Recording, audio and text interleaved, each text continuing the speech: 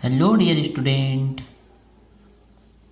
आज हम यहाँ क्लास 12 फिजिक्स के सेकंड लेक्चर में एक इम्पोर्टेंट टॉपिक कूलम्ब्स लॉ को डील करने वाले हैं। जैसा हम लोगों के फर्स्ट लेक्चर में यूनिट 1 हमने स्टार्ट किया। यूनिट 1 में चैप्टर 1 के कुछ important topic electric charges, conservation of electric charges and quantization of electric charges, electric charge की प्रॉपर्टी, इन सबको अच्छे से डील किया था, अच्छे से समझा था। नाउ आफ्टर दैट हम यहाँ सेकेंड लेक्चर में कूलम्ब्स लॉ को देखने वाले हैं। ठीक है, तो हमारा जो पैटर्न है आप सभी को समझ आ गया होगा। मैंने क्योंकि अपने फर्स्ट लेक्चर में ही फर्स्ट सिलेबस इंट्रोडक्शन में ही मैंने आपको बता दिया था कि हम syllabus wise to the point अच्छे से पढ़ते हुए सारी चीज़ों को डील करते हुए चलेंगे। ठीक है, उसी सीरीज़ में हम लोग यहाँ आज कूलम्ब्स लॉ में आ गए हैं। कूलम्ब्स लॉ जो है बहुत इंपॉर्टेंट है। यूनिट 1 के इस एक इम्पोर्टेंट टॉपिक को आज हम यहाँ पढ़ने वाले हैं। ठीक है, यह जो कूलम्ब्स लॉ है हमेशा से बोर्ड एग्ज़ाम के लिए बस नहीं, एंट्रेंस एग्ज़ाम के लिए भी एक बहुत इंपॉर्टेंट और हॉट टॉपिक बना हुआ है। अभी भी इससे बहुत ही ज़्यादा क्वेश्चन आते हैं और यह जो टॉपिक है बहुत मज़ेदार रहने वाला है आपके लिए। तो अंत तक हमारे वीडियो सेशन में बने रहिए। स्टार्ट करते हैं हमारे आज के इस लेक्चर को। तो कूलम्ब्स लॉ जो है, Coulomb's law force between 2 point electric charges, इस टॉपिक को हम यहाँ डील करेंगे। क्लियर? ब्रीफ या समरी की बात करें, कूलम्ब्स लॉ ने कैसा लॉ दिया था, क्या लॉ दिया था। अगर सर इसके कहानी की बात करूँ तो मिस्टर कूलम्ब ने कहा कि भाई अगर हमारे पास दो स्टैटिक इलेक्ट्रिक चार्ज हैं तो उनके बीच इलेक्ट्रोस्टैटिक फोर्स लगेगा। ठीक है, इन्होंने कहा हाँ ठीक है भाई, हमको पता है कि इलेक्ट्रोस्टैटिक फोर्स यहाँ लगने वाला है, बट कौन सा इलेक्ट्रिक फोर्स और कितना इलेक्ट्रिक फोर्स इन्होंने अपने लॉ में ही डील किया था। क्लियर हुआ? अभी इन्होंने बताया कि अगर हमारे पास दो पॉइंट चार्ज हैं, दो स्टैटिक पॉइंट चार्ज हैं या दो स्टैटिक इलेक्ट्रिक चार्ज हैं कह सकते हैं, तब इलेक्ट्रोस्टैटिक जो फोर्स है वो कौन कौन सा हो सकता है। तो अगर सेम या लाइक चार्ज है तो रिपल्सन फोर्स हो सकता है, रिपल्सिव फोर्स हो सकता है, और अगर अनलाइक चार्ज हैं तो अट्रैक्टिव फोर्स हो सकता है। तो इलेक्ट्रोस्टैटिक फोर्स इसीलिए कहा उन्होंने, ना ही रिपल्सन कहा ना ही अट्रैक्शन कहा। वो डिपेंड करता है कि आप चार्ज कौन कौन सा लेते हो या कौन कौन सा चार्ज वहाँ पे है। ठीक है, तो उसकी जो वैल्यू है उसको इन्होंने अपने इस लॉ में बताया था। ये तो इसका ब्रीफ डिस्कशन था। ठीक है, इसके पॉइंट पे चलें। So the statement of Coulomb's law is the electrostatic force of interaction between two static electric charges is directly proportional to the product of charges and inversely proportional to the square of the distance between them. Clear है? या note में हमने अच्छे से mention किया है। ठीक, अब ये तो दो पॉइंट मैंने बनाया कि भाई हाँ, ये अगर आपके पास दो स्टैटिक इलेक्ट्रिक चार्ज हैं तो उनके बीच जो फोर्स ऑफ इंटरेक्शन या रिपल्सन और जो है क्या अट्रैक्शन फोर्स जो लगने वाला है उसकी वैल्यू क्या होगी। तो इसे हम थोड़ा समझें तो एक रफ डायग्राम मैं बनाता हूँ। सपोज हमारे पास दो यहाँ पे क्या है, स्टैटिक इलेक्ट्रिक चार्ज हैं जिसपे दोनों पे पॉजिटिव चार्ज है और दोनों के बीच जो है वो डिस्टेंस कितना है, स्मॉल आर है। ठीक है, इसे Q1 ले लेते हैं, इसे Q2 ले लेते हैं। ठीक है, अब देखो इनके बीच क्या लगने वाला है, क्योंकि दोनों क्या है, पॉजिटिव चार्ज है, पॉजिटिव चार्ज है, पॉजिटिव चार्ज है, मतलब लाइक चार्ज है, मतलब इनके बीच क्या लगेगा, क्या ये फोर्स लगने वाला है? नहीं नहीं नहीं नहीं नहीं सर, बिल्कुल ये नहीं लगने वाला है। क्या लगेगा? हमको पता है यहाँ जो है रिपल्सन लगने वाला है। क्या लगने वाला है? रिपल्सिव फोर्स लगने वाला है। यहाँ रिपल्सिव फोर्स लगेगा। क्लियर हुआ? ठीक, तो इन्होंने बताया कि जो ये जो फोर्स लगने वाला है या फोर्स ऑफ इंट्रैक्शन लगने वाला है उसकी जो वैल्यू है ये दो पॉइंट चार्ज हैं Q1 और Q2 के डायरेक्टली प्रोपोर्शनल होगा, उनके प्रोडक्ट के डायरेक्टली प्रोपोर्शनल होगा, और इनके बीच की दूरी के ये जो डिस्टेंस दिख रहा है उस डिस्टेंस के स्क्वायर के इनवर्सली प्रोपोर्शनल होगा। ठीक है, तो ये बातें समझ आई क्या?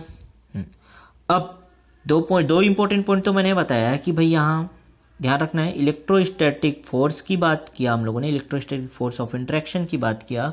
दूसरा इंपॉर्टेंट पॉइंट हमने स्टैटिक पॉइंट इलेक्ट्रिक चार्जेस की बात की, और जो मोस्ट इंपॉर्टेंट पॉइंट है वो यह है कि ये जो फोर्स लगने वाला है वो act along the straight line joining the two charges.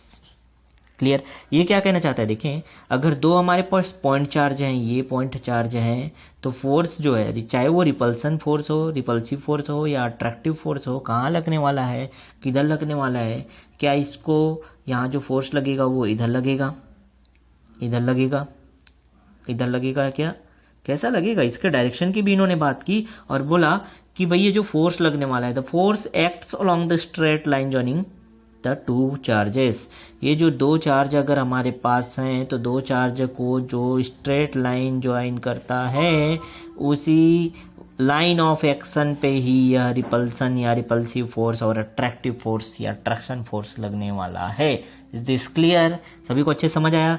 तो तीन इंपॉर्टेंट पॉइंट की बात किया मैंने। फर्स्ट पॉइंट क्या था, फर्स्ट पॉइंट ये था कि सर यहाँ इलेक्ट्रोस्टैटिक फोर्स ऑफ इंटरेक्शन लगने वाले हैं। सेकेंड पॉइंट था कि हमारे पास दो स्टैटिक इलेक्ट्रिक पॉइंट चार्ज होंगे। और थर्ड पॉइंट था क्या कि ये जो फोर्स लगने वाला है वह हमेशा स्ट्रेट लाइन फोर्स लगेंगे या along the straight line force लगेंगे। क्लियर हुए यहाँ तक, ठीक। अब देखें इसके सिंपल से डेरिवेशन में आते हैं। तो let suppose two point charges Q1 and Q2 and the distance between Q1 and Q2 is small r and the electrostatic force of interaction is F। Capital F is electrostatic force between Q1 and Q2। Suppose कि हमने इतनी चीज़ें, then क्या हो जाएगा। तो यहाँ देखो दो डायग्राम मैंने बनाया है, आपको स्क्रीन पे दिख रहा होगा, ठीक है। ऊपर वाले डायग्राम को पहले थोड़ा देखें, समझे इसको। सर ऊपर वाला डायग्राम क्या कहते हैं। ऊपर वाले डायग्राम पे देखो, हमने लिया दो पॉइंट चार्ज हमने लिया। दोनों चार्ज कैसा लिया, पॉजिटिव लिया सर, पॉजिटिव चार्ज लिया हम लोगों ने, जिसको हम लोगों ने नेमिंग दिया क्या 1 एंड 2। दो पॉइंट चार्ज लिया, दोनों पॉजिटिव चार्ज लिया हमने और उसका नाम हमने दिया क्या Q1 एंड Q2। क्लियर हुआ क्या यहाँ तक, ठीक। और इनके बीच की जो डिस्टेंस है वो क्या रखा हमने, स्मॉल r रखा, ठीक है। ये डायग्राम समझ आया सभी को। तो क्या लगेगा, क्योंकि दोनों पॉजिटिव चार्ज हैं तो यहाँ फोर्स ऑफ रिपल्सन या रिपल्सिव फोर्स लगने वाला है। और रिपल्सिव फोर्स F12 F21 आपको दिख रहा होगा। यहाँ मैंने वेक्टर फॉर्म में यहाँ लिखा है, बट एक सिंपली अगर हम समझे स्केलर फॉर्म में तो यहाँ मैग्नीट्यूड बस की बात करें तो दोनों फोर्स जो है इक्वल होंगे। It means F12 is equal to F21, ठीक है। जब हम स्केलर में बात करेंगे तो F12 is equal to F21। जब स्केलर की बात करेंगे मतलब मॉड लगा देंगे, मॉड मीन्स स्केलर फॉर्म हो गया। अब वेक्टर हम लोग डायरेक्शन की बात नहीं करें तो दोनों फोर्स क्या होगा, इक्वल होगा, ठीक है। When it is taken as vector form then F12 is equal to negative of F21। Clear, vector form में लिखेंगे तो डायरेक्शन क्या है, अपोजिट हो गया, इसलिए माइनस साइन यहाँ कैरी किया, ठीक। अब ये कोई जरूरी नहीं कि दोनों पॉइंट चार्ज हमेशा पॉजिटिव ही रहेंगे। अगर ये निगेटिव और पॉजिटिव हो गया, अनलाइक चार्ज भी हो गया, तो यहाँ देखो सेकंड डायग्राम, यहाँ सेकंड डायग्राम, ठीक है, आपको दिख रहा है क्या।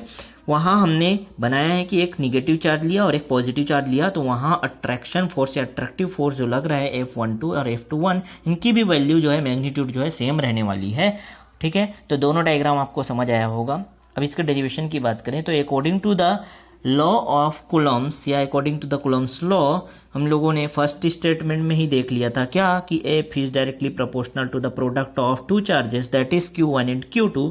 That's why F is directly proportional to Q1 into Q2 written as like this, which is given as equation first. Now come to second statement, which is F is inversely proportional to the distance between, inversely proportional to the square of the distance between them. It means F is inversely proportional to 1 upon r square, which is taken as equation number second. Clear? दोनों क्या है, दोनों force हैं। Then combining both the forces, और दोनों force जो है equally हैं, एफ ही हैं। तो क्या किया हमने, from equation first and second we can write it as F is directly proportional to Q1 Q2 and inversely proportional to R square.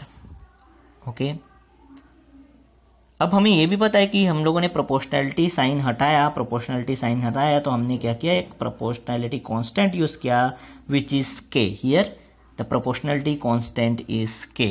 So F is equal to K into Q1 Q2 upon R square. हम सबसे ज़्यादा इसी फॉर्मूले को ही use करने वाले हैं। हम आगे इसके वेक्टर फॉर्म की भी बात करेंगे। वेक्टर फॉर्म से अगर कोई क्वेश्चन आ जाता है तो कैसे समझेंगे और कैसे सॉल्व होगा वो भी हम देखेंगे। बट हमारे माइंड में ये फॉर्मूला अच्छे से रह जाना चाहिए बिल्कुल कि F is equal to K into Q1 Q2 upon R square, where K is the Coulomb's constant और electrostatic force constant. Clear? And K is depends upon medium. क्या किस पे डिपेंड करेगा? मीडियम पे डिपेंड करेगा। ठीक है, के की जो वैल्यू की बात करें तो ये तो बिल्कुल आपको याद रखना ही है। ठीक है, 9 इंटू 10⁻⁹ न्यूटन मीटर स्क्वायर पर कूलम। ठीक है, इसकी यूनिट की बात करें तो न्यूटन मीटर स्क्वायर पर कूलम। ये कैसे आया? ठीक है, और एक जो के की वैल्यू जो 9 इंटू 10⁻⁹ जो है वो फॉर फ्री स्पेस और वैक्यूम के लिए। क्लियर है? ठीक है, अब देखो अगर आपको इसके यूनिट का वैल्यू जो है समझना है कैसे आया, तो यहाँ मैंने यहाँ बनाया है, देखो ये ब्रैकेट में रखा हमने। ठीक है, since F is equal to K into Q1 Q2 upon R square, we have to find the value of K then transpose other value. So K is equal to F R square upon Q1 Q2। As we know that the unit of F is newton and r is distance, so unit is meter square, because here r is square, so meter square. And q1 q2 both are electric charges and the unit of electric charge is coulomb, as we discussed in our first lecture. क्या होगा? इसका electric charge का जो unit है वो coulomb होगा, तो coulomb into coulomb square हो गया। दैट्स वाई हम लोगों ने कहा कि के का जो वैल्यू होगा उसके लिए यूनिट न्यूटन मीटर स्क्वायर पर कूलम स्क्वायर होगा। क्लियर हुआ क्या? ठीक है, अब देखो वैक्यूम के लिए, in vacuum K is equal to 1/4 pi epsilon naught. This symbol is known as epsilon naught पढ़ते हैं इसको। ठीक है, तो एप्सिलॉन नॉट है वो, K is equal to 1/4 pi epsilon naught which is equal to 9 into 10⁻⁹ newton metre square पर coulomb square, और it can be written as this like. Okay, where epsilon naught is what? Epsilon naught is the permittivity of free space. But when we talk about the medium, so in medium the value of K is equal to 1/4 pi epsilon, only epsilon, where epsilon is the absolute electric permittivity of the dielectric medium. अलग अलग medium के लिए हम बात करेंगे, जैसे glass के लिए, माइका के लिए, तो उसके लिए अलग अलग जो है K का वैल्यू आने वाला है। ठीक है, वो डिटेल से हम देखेंगे। ठीक है, इसका रिक्वायरमेंट अगर हुआ तो हम आगे देखने वाले हैं। क्लियर? अभी हम यहाँ सिर्फ कूलम्ब्स लॉ को डिस्कस कर रहे हैं, और यहाँ के की वैल्यू के बारे में हम आगे देखेंगे हमारे लेक्चर में। आगे वीडियो लेक्चर जो प्रोवाइड कराएंगे उसमें रहेगा। ठीक है, तो यहाँ तक जो है मैंने बता दिया कि भाई हाँ हमारे पास के जो है यहाँ प्रोपोर्शनलिटी कांस्टेंट है, जिसे कूलम्ब्स कांस्टेंट कहा हम लोगों ने। ठीक है, और इसे ही इलेक्ट्रोस्टैटिक फोर्स कांस्टेंट भी कहा। इसकी वैल्यू क्या क्या हो सकती थी और इसके यूनिट को थोड़ा डिस्कस किया हमने। ठीक है, अब इससे ज़्यादा इंपॉर्टेंट जो है एग्जाम में वेक्टर फॉर्म में क्वेश्चन पूछता है।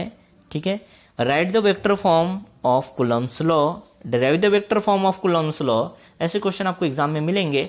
R1 और R2 की वैल्यू दे दी होती है और आपको कहता है कि भाई try to find the force. ठीक है, तो ऐसे क्वेश्चन हम कैसे करेंगे? जब तक हमें वेक्टर फॉर्म नहीं पता होगा तो हम नहीं कर सकते। वेक्टर फॉर्म को मैंने बहुत यहाँ सिंप्लीफाई किया है। ठीक है, आपको अच्छे से समझ आएगा, डेफिनेटली समझ आने वाला है। ठीक है, तो चलो इसको डिस्कस करते हैं। उससे पहले यहाँ तक जो हमने पढ़ा सभी को अच्छे समझ आया? बिल्कुल भी छूटने वाला नहीं है। अगर आप यहाँ 10 मिनट 15 मिनट पढ़ रहे हैं तो आपके लिए ये बेनिफिशियल होना ही चाहिए। अगर आप 15 मिनट 20 मिनट टाइम दे रहे हैं तो बेनिफिशियल होना ही चाहिए। अच्छे से ध्यान लगा के पढ़ें। ओके, नोट करते चलें और प्रैक्टिस भी करते रहें। सिलेबस यही रहने वाला है बिल्कुल भी। ठीक है, चलो तो हम लोग बात करने वाले हैं इधर क्या, वेक्टर फॉर्म की। अब वेक्टर फॉर्म की बात करें तो सर वेक्टर फॉर्म आखिर होता क्या है? वेक्टर फॉर्म जो है ऐसा फॉर्म है जहां मैग्नीट्यूड के साथ साथ डायरेक्शन भी मेंशन किया जाता है।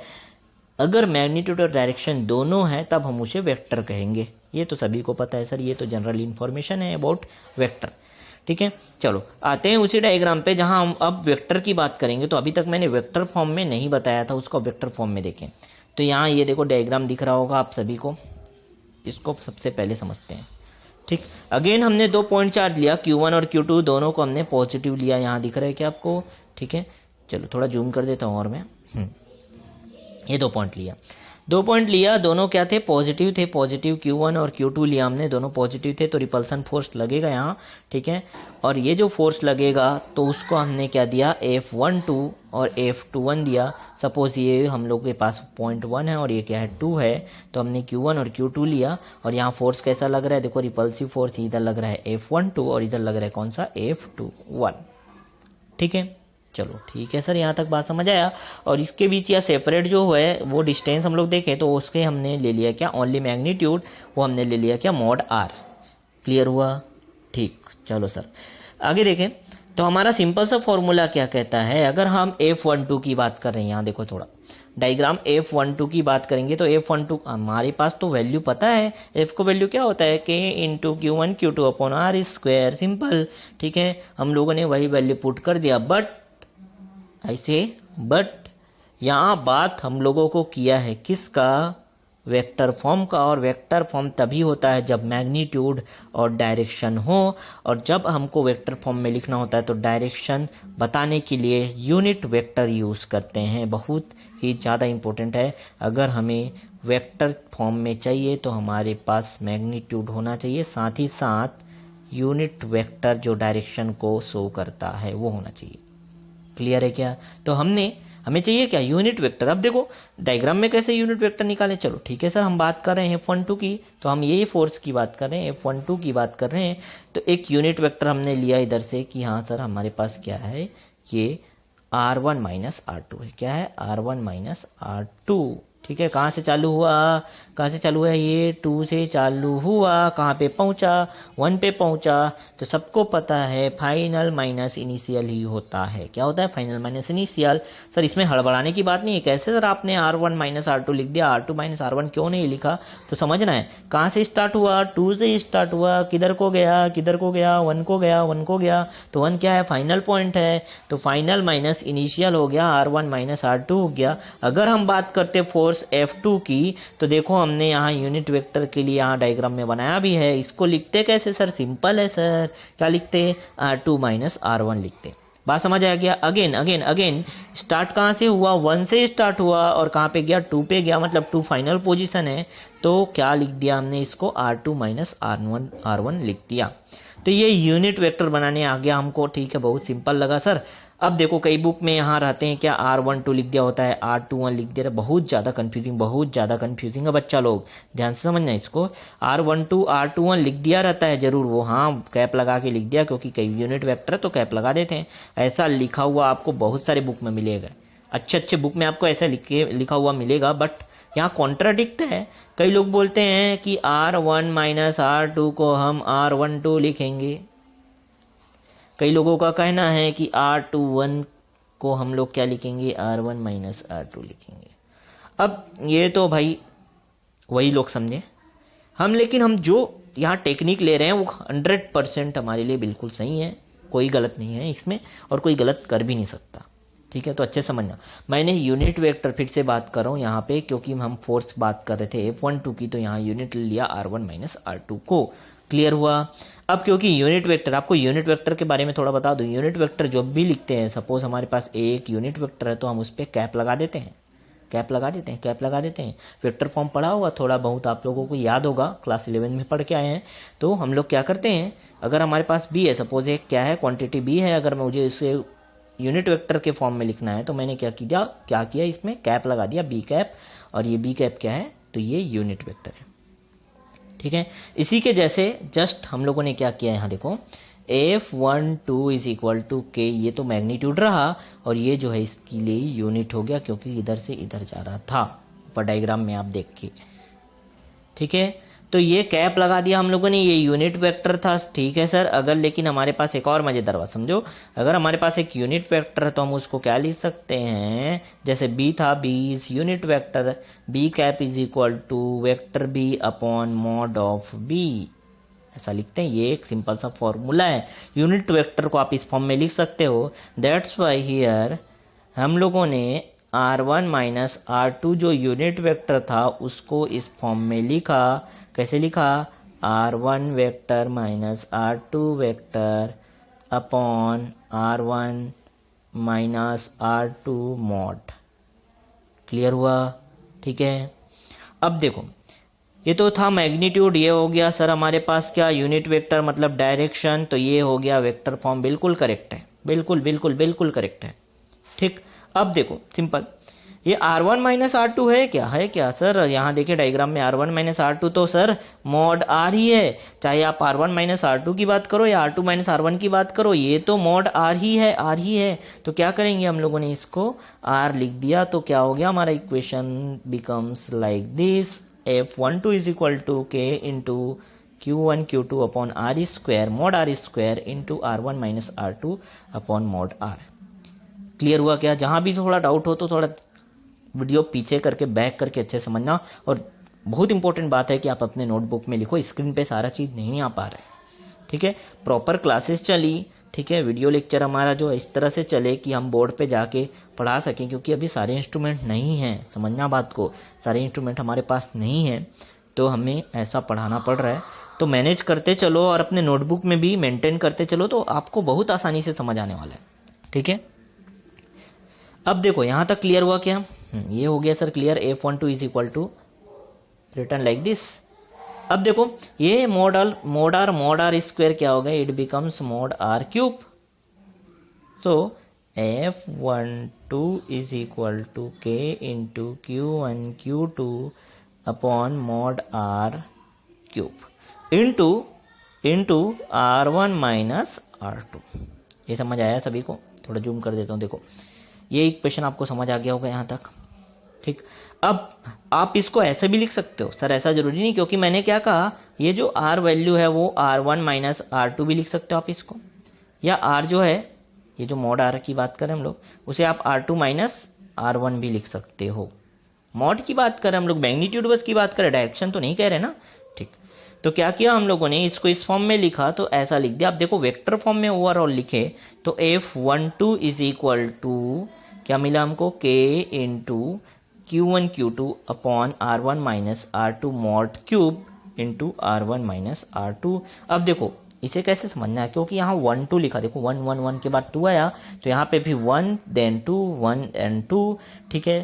क्लियर, नो कन्फ्यूज़न, बिल्कुल भी कन्फ्यूज़न नहीं होना चाहिए। किसी बुक में अगर आपको ऐसा मिलेगा R12 को हम ऐसा लिखेंगे सर R12, ठीक है, R1 माइनस R2 ऐसा लिखें कि ऐसा लिखें, ऐसा कोई कन्फ्यूज़न वाली इसको हम बिल्कुल फॉलो नहीं करेंगे। समझ आया क्या, हम सीधे जैसा मैंने आपको बताया वो फॉलो करो, 100% आपका यहाँ रॉन्ग नहीं होने वाला है, ना ही कोई कन्फ्यूज़न रहने वाला है, ठीक है। आप R12 ना लिखो ना, आप क्या लिख दो, सीधे R12 ना लिख के आप R1 माइनस R2 लिख दो, ना ही आप R21 लिखो, ना ही आप R12 लिखो, ठीक। क्लियर हुआ, ओके। अब देखो, सो ओवरऑल हमको क्या प्राप्त हुआ, यहाँ मिला क्या, force on 1 due to 2, that is F12 is equal to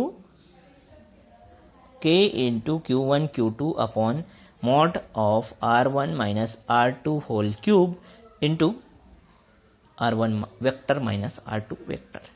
clear. अब देखो अगर आपको दूसरे फोर्स का वैल्यू चाहिए तो कुछ नहीं करना है, कुछ भी चेंजेस नहीं, सिंपल सिंपल बहुत सिंपल है, क्योंकि हम लोग यूनिट पूरा खेल किस में था, यूनिट वेक्टर में हमने थोड़ा खेल खेला, और जो ये R1 माइनस R2 है वो क्या हो जाएगा, R2 माइनस R1 हो जाएगा, simple R2 minus R1 R2 minus R1 हो जाएगा।